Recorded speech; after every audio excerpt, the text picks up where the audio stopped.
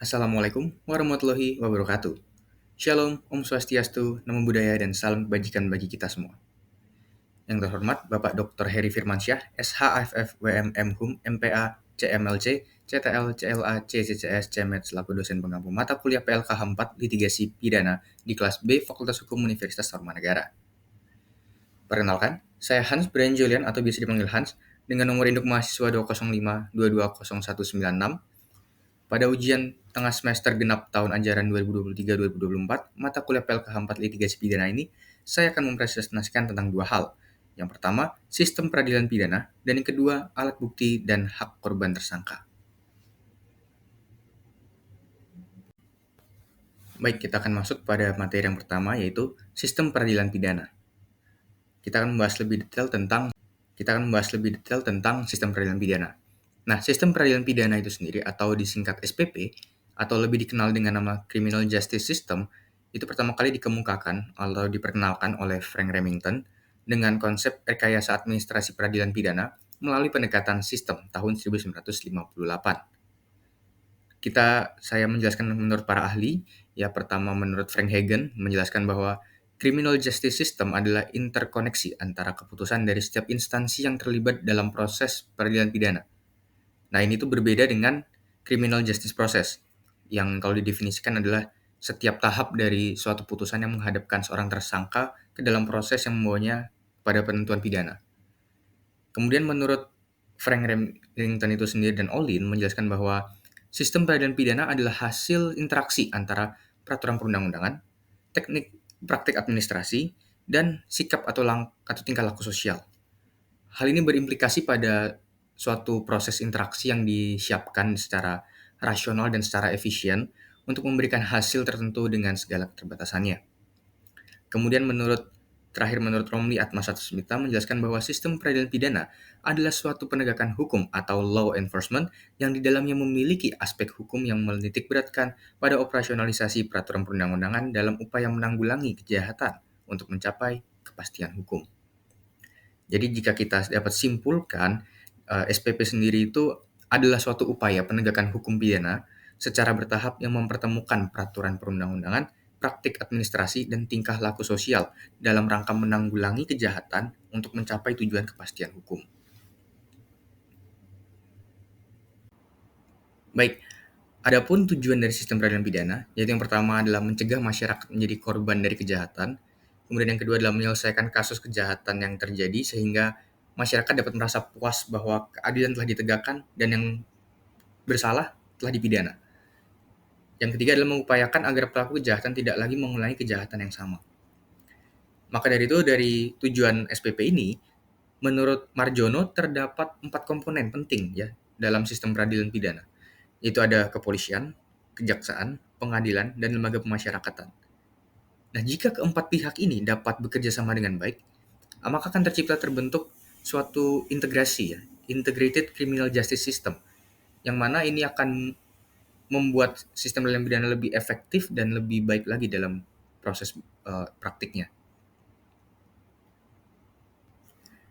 Nah, sistem peradilan pidana sendiri memiliki dasar atau tujuan utama tadi yaitu pasti jelas untuk menciptakan tatanan masyarakat sistem ya, menciptakan sistem yang kondusif, yang teratur, yang rapi, dan berjalan sesuai dengan yang diharapkan dan tujuan yang diinginkan juga.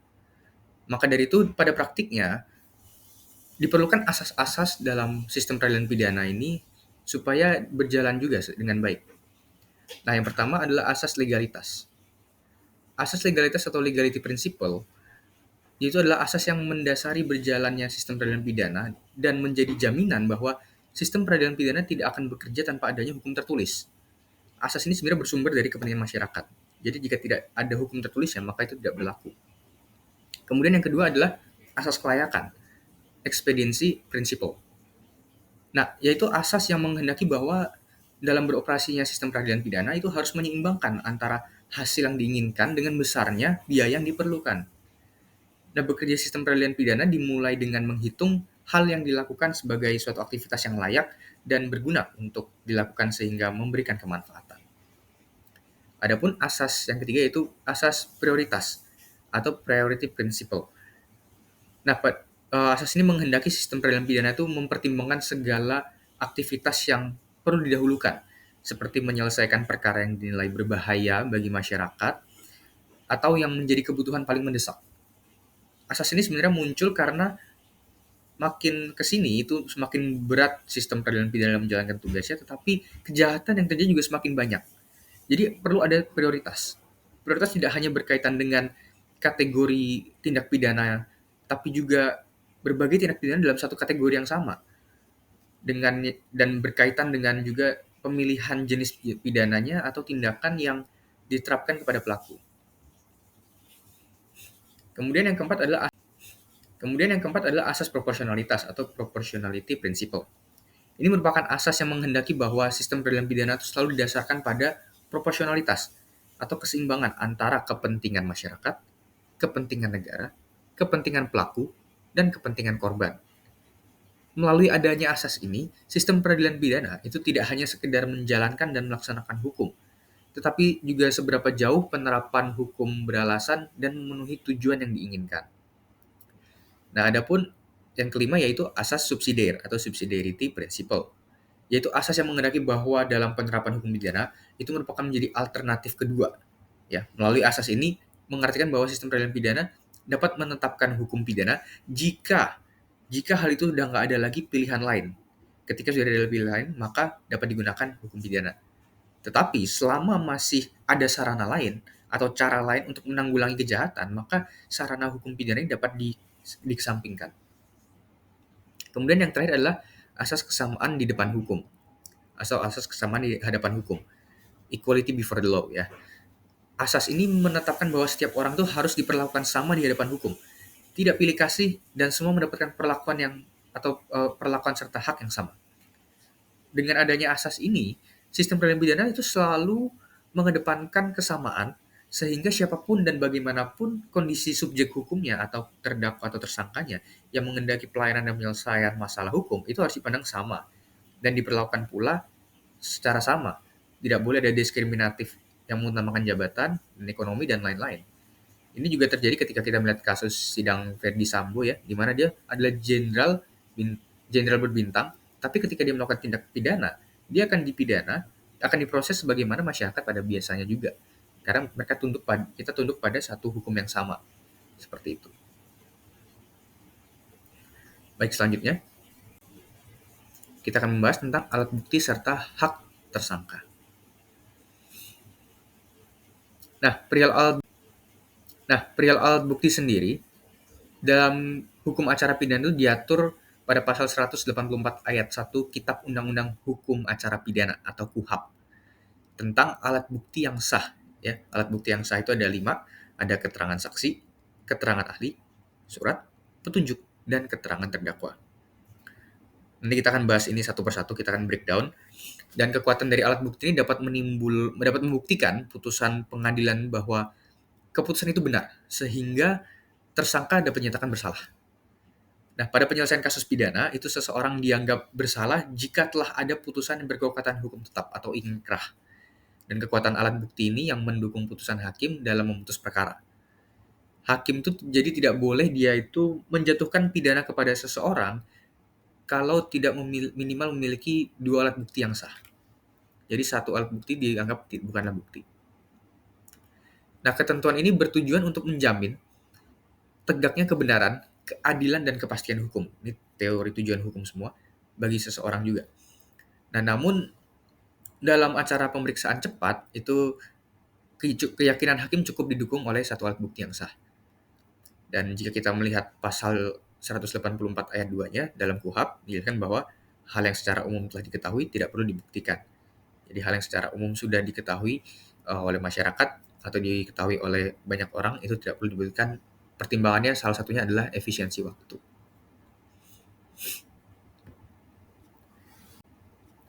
Baik, selanjutnya kita akan membreakdown tentang alat bukti keterangan saksi. Nah, keterangan saksi adalah suatu alat bukti dalam perkara pidana berupa keterangan dari saksi terkait suatu peristiwa yang dia dengar, dia lihat, dan alami sendiri. Jadi ada 3, yang dilihat sendiri, didengar sendiri, dan dialami sendiri. Dan pada umumnya semua orang tuh dapat menjadi saksi sebenarnya pada umumnya. Bahkan merupakan suatu kewajiban hukum, bukan hak bagi orang untuk menjadi saksi. Jadi, jika seseorang untuk menolak untuk menjadi saksi itu dia bisa dipaksa oleh pengadilan juga. Berdasarkan pasal 160 ayat 3, saksi itu wajib disumpah menurut agama dan kepercayaannya. Nah, sehingga segala keterangan yang saksi berikan itu dianggap benar dan akurat. Ini menjadi syarat mutlak suatu kesaksian itu sebagai alat bukti, harus ada disumpah. Nah, jika saksi itu berbohong, maka saksi juga dapat dipidana. Jadi, tanggung jawab sebagai seorang saksi itu cukup besar. Nah, terdapat juga beberapa pihak yang tidak dapat menjadi saksi menurut pasal 168 KUHP dan pasal 145 ayat 1 HIR. Yang pertama adalah keluarga sedarah atau semenda dalam garis lurus ke atas atau ke bawah sampai derajat ketiga dari terdakwa atau yang bersama-sama sebagai terdakwa.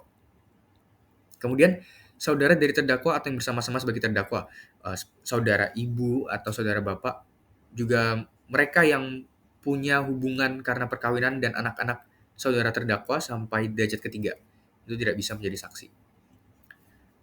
Suami atau istri terdakwa yang mudah cerai maupun masih dalam satu ikatan pernikahan itu juga tidak bisa menjadi saksi. Kemudian yang tidak bisa menjadi saksi juga anak yang belum berusia 17 tahun atau belum dewasa, belum cakap hukum, dan orang yang sakit ingatan atau orang yang di bawah pengampuan. Nah, keterangan saksi sendiri dalam pengadilan, dalam sistem peradilan itu harus minimal 2 saksi. Satu saksi bukan saksi, itu ada asasnya, ulus testis, nullus testis. Nah, selanjutnya, keterangan ahli. Keterangan ahli. Alat bukti keterangan ahli ini diatur dalam pasal 186 KUHP yang menyatakan bahwa keterangan ahli itu adalah apa yang seorang ahli nyatakan di sidang pengadilan. Simpelnya begitu. Nah, ahli dan saksi adalah dua alat bukti yang berbeda, tapi sering disalah sebutkan ya. Kita dengar mungkin ada orang yang ngomong saksi ahli, ini sebenarnya kurang tepat ya. Jadi saksi itu ya saksi, ahli ya ahli. Dua hal yang berbeda. Sebagai ahli seseorang itu dapat didengar keterangannya tentang suatu masalah tertentu, suatu persoalan tertentu yang menurut pertimbangan hakim dia mengetahui bidang tersebut secara khusus, secara spesifik.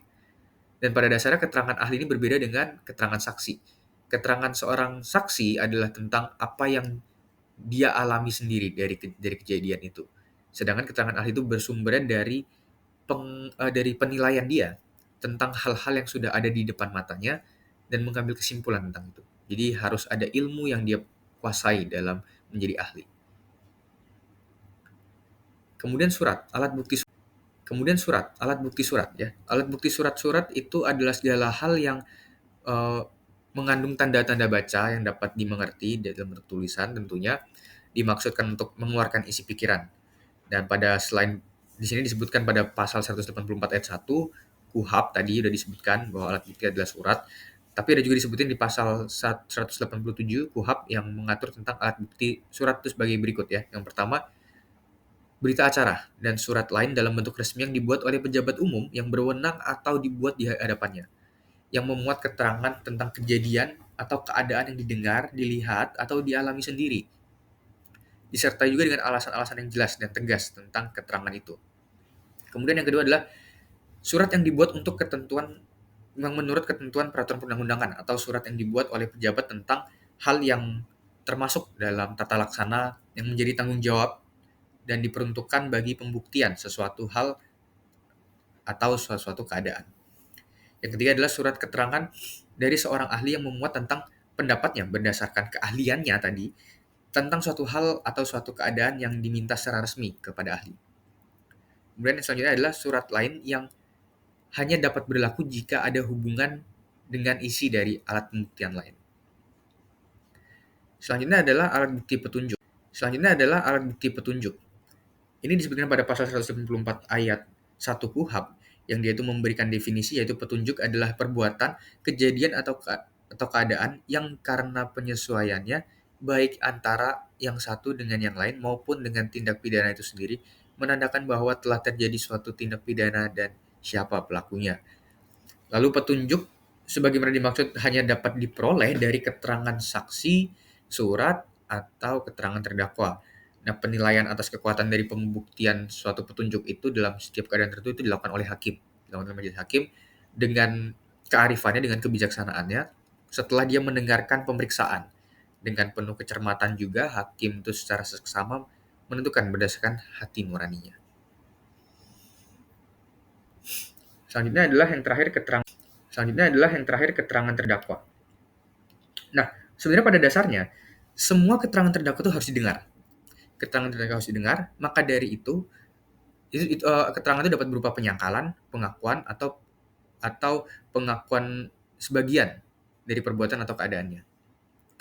Nah, keterangan terdakwa itu tidak perlu sama dengan pengakuan, karena pengakuan sebagai alat bukti punya syarat dua, ya. Yang pertama, mengaku ia yang melakukan delik yang didakwakan. Yang kedua, dia mengaku bersalah. Nah, keterangan terdakwa sebagai alat bukti dengan demikian lebih luas dari pengertian pengakuan terdakwa. Bahkan menurut memori Van Tolesting, penyangkalan terdakwa itu juga boleh menjadi alat bukti yang sah. Nah, terdakwa ini ketika dia memberikan keterangan, dia tidak disumpah dalam memberikan keterangan, karena pada hakikatnya sebenarnya terdakwa itu kan dia dapat berbohong juga di pengadilan untuk mempertahankan hak-haknya. Jadi dia tidak disumpah. Nah, selanjutnya kita akan membahas lebih lanjut tentang hak dari tersangka atau terdakwa. Tapi kita perlu pahami dulu bahwa tersangka dan terdakwa ini adalah dua hal yang berbeda, ya. Karena tersangka itu adalah orang yang karena perbuatannya berdasarkan bukti permulaan, ya. Karena perbuatannya berdasarkan bukti permulaan, dia patut diduga sebagai pelaku tindak pidana. Tapi kalau terdakwa, dia adalah tersangka yang dituntut, diperiksa, dan diadili di sidang pengadilan. Jadi beda definisinya. Nah, tersangka atau terdakwa itu diberikan seperangkat hak dalam pasal 50 sampai pasal 68 KUHP. Kita akan bahas. Baik ini. Ya. Oke, pertama. Hak tersangka adalah hak untuk diperiksa, diajukan ke pengadilan, dan diadili. Untuk segera diperiksa ini berdasarkan sistem peradilan yang cepat, efisien, ya, hemat waktu. Nah, kedua adalah hak untuk mengetahui secara jelas dengan bahasa yang dimengerti olehnya tentang hal yang disangkakan atau didakwakan. Yang ketiga adalah hak memberikan keterangan secara bebas kepada penyidik dan hakim di muka pengadilan. Jadi ketika tersangka atau terdakwa itu menyampaikan keterangan di depan pengadilan, dia tidak di dalam keadaan diborgol, dia dalam keadaan bebas. Keempat adalah hak untuk mendapatkan juru bahasa. 5 adalah hak untuk mendapatkan bantuan hukum dari setiap tingkat pemeriksaan.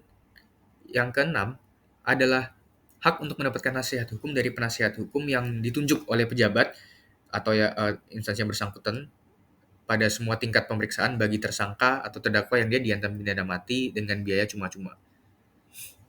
Kemudian yang ketujuh adalah hak untuk menghubungi dan berbicara dengan perwakilan negaranya jika tersangka dan terdakwa itu merupakan warga negara asing. Jadi dia dapat menghubungi perwakilan dari negaranya. Kemudian selanjutnya yaitu adalah hak untuk menghubungi dokter bagi tersangka atau terdakwa yang ditahan ketika mereka tidak enak badan atau sedang dalam keadaan sakit. Mereka berhak juga untuk memperoleh fasilitas kesehatan. Kemudian yang ke-9 adalah hak untuk diberitahu keluarga dan orang lain yang serumah dengan tersangka atau terdakwa untuk mendapatkan bantuan hukum atau jaminan penangguhan dan hak untuk berhubungan dengan keluarganya. Yang ke-10 adalah hak untuk dikunjungi oleh sanak saudaranya, sanak keluarga yang tidak ada hubungan dengan perkara. Jadi kalau sanak saudaranya atau sanak keluarganya juga terlibat dalam perkara, ada hubungannya, dia tidak bisa bertemu. Kemudian yang ke-11 adalah hak untuk berhubungan surat menyurat dengan penasihat hukumnya. Ini dalam rangka dia mempersiapkan peradilan juga. Yang ke-12 adalah hak untuk menghubungi dan menerima kunjungan dari rohaniawan, pendeta, ustadz, bante, dan lain sebagainya macamnya. Kemudian hak untuk mengajukan saksi dan ahli yang ada charge. Adapun tersangka dan terdakwa itu punya hak untuk menuntut ganti kerugian dan hak untuk menuntut terhadap hakim yang mengadili perkaranya.